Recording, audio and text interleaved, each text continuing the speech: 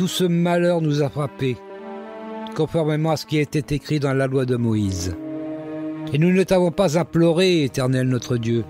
Nous ne nous sommes pas détournés de nos fautes, et nous n'avons pas été attentifs à ta vérité. C'est pourquoi, Éternel notre Dieu, tu as veillé à ce que ce malheur fonde sur nous, car tu es juste dans tout ce que tu fais, tandis que nous ne t'avons pas obéi. Et maintenant, Seigneur notre Dieu, tu as fait sortir ton peuple d'Égypte par ton intervention puissante, et tu t'es fait un nom qui subsiste jusqu'à ce jour. Mais nous avons péché, nous avons fait le mal. Ouais, et on continue d'ailleurs. Rien n'a changé, hein, Martine, hein, Marlène? Oh oui. Enfin, faut être positif. On m'a dit, sois plus positif. Bon, je vais être positif. Allez-y. Ah, allons-y. Allez, sur ce, on va s'attaquer à la première question de cette deuxième partie. Me paraissait logique cette question. Combien de temps Jérusalem doit rester en ruine? Combien de temps Jérusalem doit rester en ruine? 50 ans, 70 ans ou 80 ans? Oh ben, je sais pas. Allez, 50 ans, 70 ans, 80 ans, c'est parti pour 10 secondes.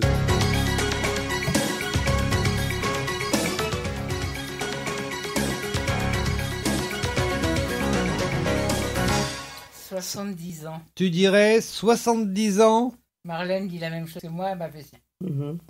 Bon, eh ben... c'est une bonne réponse. Pas tout de même. On va pas loin, c'est au verset 2. Bon, on va lire donc le verset 1 et 2 dès que je suis sur ma Bible. Ah, puis en plus je suis sur le chapitre 8. Oh bon, on va y arriver. Allez, chapitre 9, c'est parti. Alors le sous-titre c'est Seigneur pardonne. Et c'est vrai qu'on a tellement besoin de pardon. Oh là là là là. Il y a des fois je me demande, hein, parce que on dit t'es pardonné, oui je suis pardonné, mais c'est moi qui me pardonne pas. Et souvent c'est ça, hein, Dieu nous pardonne, nous on se pardonne pas. Ah c'est épouvantable. Seigneur pardonne donc, et le titre, c'était le sous-titre, le titre c'est la prophétie des 70 septaines. Hein, attention. Alors, Darius, fils de Xerxès, de la race des Mèdes, fut établi sur le trône du royaume des Chaldéens.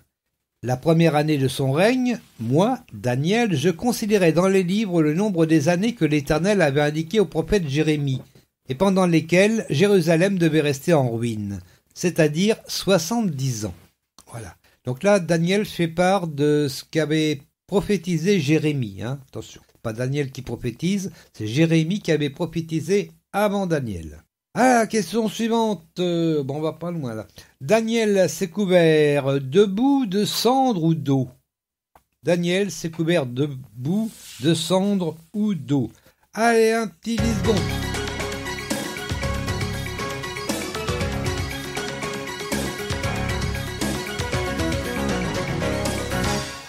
De cendre. De cendre, bah oui, à l'époque c'était... On se mettait un sac...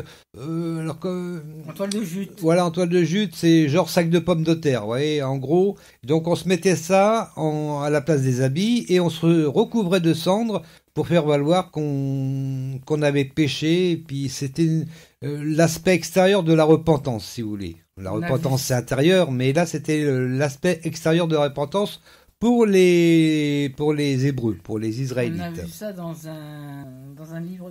Oui, exactement. Bon, on en a fait des livres déjà. Oh, bah dites donc. C'est pas fini. Allez, on va lire, hein, c'est au verset 3, donc on va pas loin, c'est le verset suivant. Alors, je me tournai vers le Seigneur Dieu pour le prier et lui adresser des supplications, en jeûnant et en portant un habit de toile de sac et en me couvrant de cendre. Voilà, sac à patates. Hein. Vous pensez sac à patates quand vous voyez ça, toile de sac. C'est exactement ça. Et puis, on va passer à la question suivante. Qui rougit de honte? Ah, qui rougit de honte? Les Sadducéens, les Mérovingiens ou les Judéens? Les Mérovingiens. Mais ils existaient peut-être déjà à l'époque d'ailleurs. Qui rougit de honte? Les Sadducéens, les Mérovingiens ou les Judéens? 10 secondes.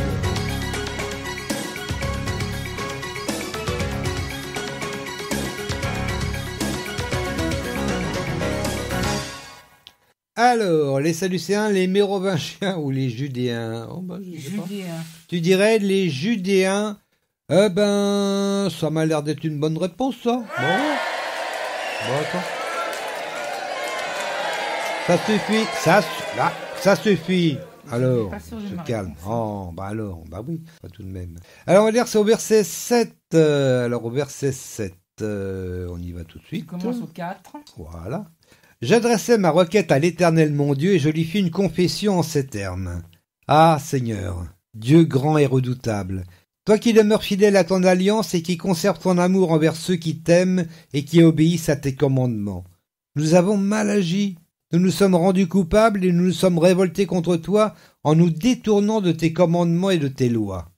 Nous n'avons pas écouté tes serviteurs les prophètes, qui ont parlé en ton nom à nos rois, à nos chefs, à nos ancêtres et à tout le peuple du pays. Toi, Seigneur, tu es juste. Nous nous réjouissons de honte. C'est bien le cas aujourd'hui des Judéens, des habitants de Jérusalem et de tout Israël, de ceux qui sont près et de ceux qui sont loin, dispersés dans tous les pays où tu les as chassés à cause de leur infidélité à ton égard. Allez, 8e question. Les malheurs qui ont frappé Jérusalem sont écrits dans la loi d'Abraham, la loi de Moïse ou la loi de Darius. Les malheurs qui ont frappé Jérusalem sont écrits dans la loi d'Abraham, la loi de Moïse ou la loi de Darius. Eh ben, 10 secondes, hein, comme d'habitude.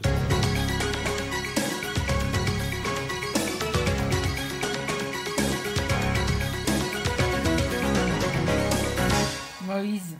Tu dirais la loi de Moïse. Oui, la loi d'Abraham, je sais pas hein, si Abraham a fait une loi. En tout cas, Moïse en a fait, ça c'est clair.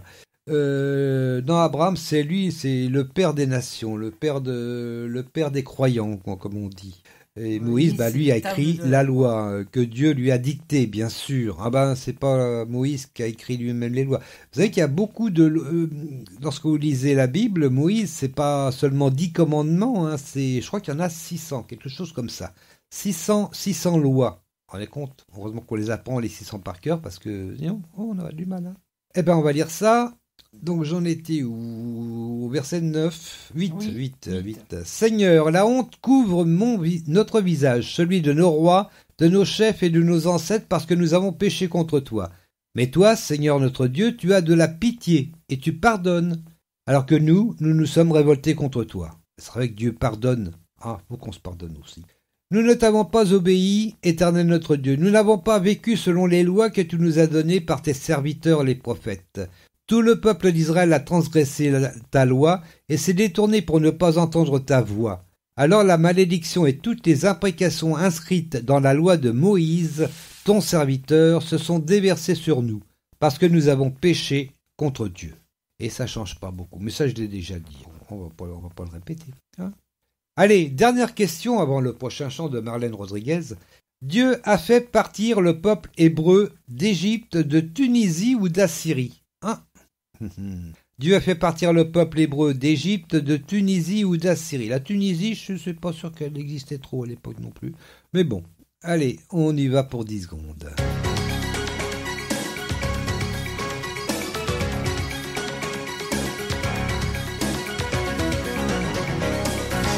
Égypte. Tu dirais d'Égypte. Ouais, ça m'a l'air bien. Hein. Bah ouais. Bah ouais.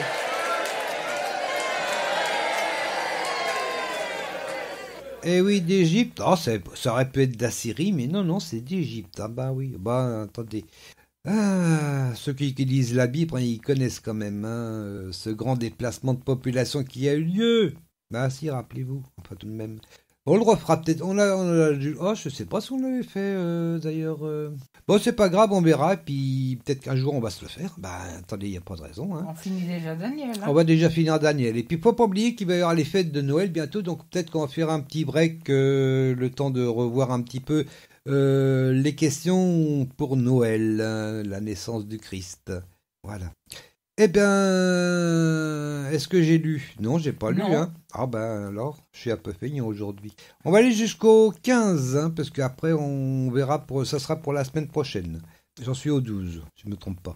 Tu as accompli les menaces que tu avais prononcées contre nous et contre les chefs qui nous gouvernaient. Tu as fait fondre sur nous un malheur si grand que dans ce monde, il n'y en a jamais eu de pareil à celui qui a frappé Jérusalem.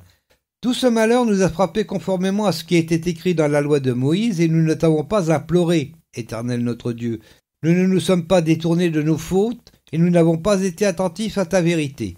C'est pourquoi, Éternel notre Dieu, tu as veillé à ce que ce malheur fonde sur nous, car tu es juste dans tout ce que tu fais, tandis que nous ne t'avons pas obéi. Voilà, eh ben on s'arrête là pour Non, tu dis la 15. la 15. C'est la réponse à la question. Ah oui, pardon, et c'est vrai, la 15. Et maintenant, Seigneur notre Dieu, tu as fait sortir ton peuple d'Égypte par ton intervention puissante, et tu t'es fait un nom qui subsiste jusqu'à ce jour. Mais nous avons péché, nous avons fait le mal. Et on continue. Bon, enfin bref. Ah là là là là, quelle misère, hein, comme disait Coluche, misère. Bah voilà, donc la suite, bah ça sera la deuxième partie la semaine prochaine. J'espère que vous serez tous là, hein. Bah oui, attendez. Bah sur ce, on va retrouver Marlène Rodriguez, hein. Bah oui. Bah oui. Et donc, dans les choix de Marlène, cette fois-ci, elle a choisi donc la prière de Jésus-Christ. Le chant dure 7 minutes, mais très très agréable, vous allez le voir. Bon, ceux qui écoutent Radio Prédication régulièrement, quand même, vous avez dû l'entendre à un moment donné. Moi, je le dis, hein. Bon, oui. Allez, Marlène Rodriguez, la prière de Jésus-Christ. Ah bah, je bafouille. Ah bah, allez, allons-y. Oh, je bafouille. Allez, Marlène, c'est parti.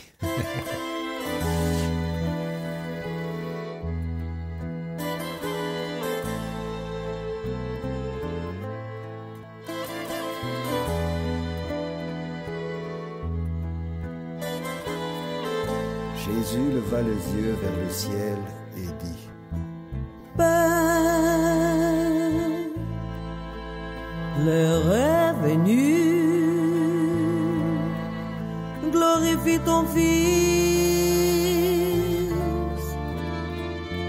afin que ton Fils te glorifie. Père, glorifie ton Fils, selon que tu lui as donné pouvoir sur toute chair, afin qu'il accorde la vie éternelle, la vie éternelle.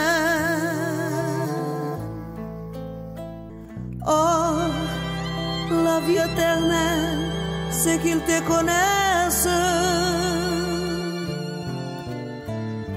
toi,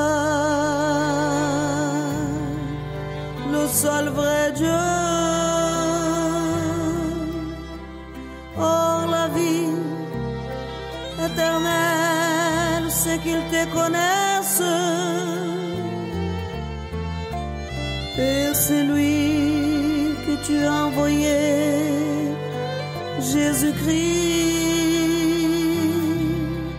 Je t'ai glorifié sur la terre, j'ai achevé l'œuvre que tu m'as donné à faire. Et maintenant, toi Père, glorifie-moi auprès de toi-même, de la gloire que j'avais auprès de toi. Et maintenant, toi Père, glorifie-moi auprès de toi-même, de la gloire que j'avais auprès de toi, avant que le monde fût, avant que le monde fût.